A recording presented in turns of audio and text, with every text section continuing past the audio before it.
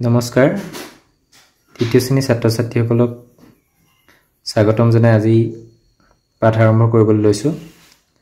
আজি মই তোমালোকৰ ইংৰাজী পাঠ্যপুথি ব্লজম 1ৰ লেসন নম্বৰ 1ত একেবাৰে শেষত থকা যেটো পোয়েম আছে লেসন নম্বৰ 1ত পোয়েম অফ অপজিটস বিপৰীতমুখী কবিতা যেটো আছে হেতু মই তোমালোকক বুজাই দিম। তোমালোকে ভালদৰে মন কৰিবা।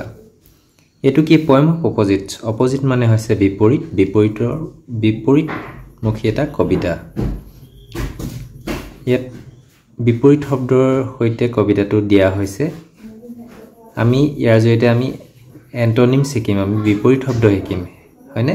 প্ৰথম স্টেঞ্জাটো চোৱাচোন। Happy and sad good and bad give and take sleep and wake.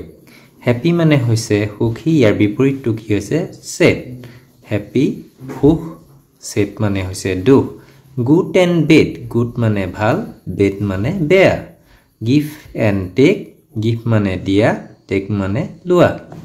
Slip and wake slip মানে শুৱা টোপনি যোৱা, এণ্ড ৱেক মানে সাৰ পোৱা, হয়নে?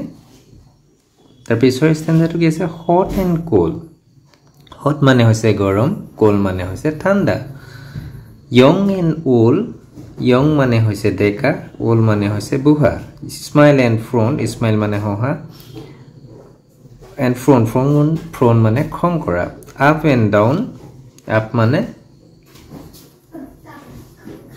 উঠা আৰু ডাউন মানে নমা। তাৰ পিছৰ ষ্টেঞ্জাটো চোৱাচোন। First and last slow and fast come and go yes and no. First মানে হৈছে প্ৰথম, লাষ্ট মানে শেষ, স্লো মানে ধীৰ স্থিৰ আৰু ফাষ্ট মানে হৈছে খৰধৰ। কাম মানে অহা, গো মানে যোৱা। য়েছ এণ্ড নো য়েছ মানে হয় আৰু নো মানে নহয়। ব্লেক এণ্ড হোৱাইট ব্লেক মানে ক'লা, হোৱাইট মানে বগা। ডে এণ্ড নাইট ডে মানে দিন, নাইট মানে ৰাতি। হেভি এণ্ড লাইট হেভি মানে গধুৰ, লাইট মানে হৈছে পাতল। লেফ্ট এণ্ড ৰাইট বাওঁ আৰু সোঁ। আনফুল এণ্ড ফুল আনফুল মানে কোনটা বস্তু ভাঁজ নকৰাটো, ফুল মানে ভাঁজ কৰাটো। বুট এণ্ড চল বট এণ্ড চল বট মানে কিনিছিল, এণ্ড চল মানে বিকিছিল। বিগ এণ্ড স্মল বিগ মানে ডাঙৰ, স্মল মানে সৰু। শ্বৰ্ট এণ্ড টল শ্বৰ্ট মানে হৈছে চাপৰ, টল মানে হৈছে ওখ। এতিয়া আমি এই পোয়েম অফ অপজিট নামৰ যেটো পোয়েম আছে তাত আমি বহুত বিপৰীত শব্দ শিকিলো, আমি এন্টোনিম শিকিলো। ইয়াৰ উপৰি পোয়েমটোত আমি কিছুমান ৰাইমিং শিকিছো। চোৱাচোন। সেট হলে ইয়াৰ ৰাইমিং বেট হয়। টেক ৱেক এইটো এটা টেকৰ ৰাইমিঙত ৱেক। কুল ওল এই দুটা rhyming.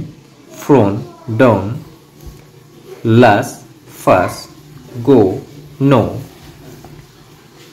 White night, light right, full চুল, স্মল টল। এনেধৰণে আমি এই পোয়েমটোত অকল এন্টোনিমছে শিকা নহয়, আমি বিপৰীত শব্দ শিকা নহয়, আমি ৰাইমিং ৱৰ্ডছো শিকিবলৈ এইটো ছন্দবদ্ধ কবিতা হয়, হয়নে?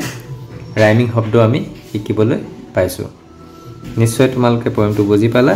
আজি পাঠ ইমানতে সামৰিছোঁ। পুনৰ অন্য এটা পাঠৰ সৈতে পুনৰ লগ হ'ম। ধন্যবাদ।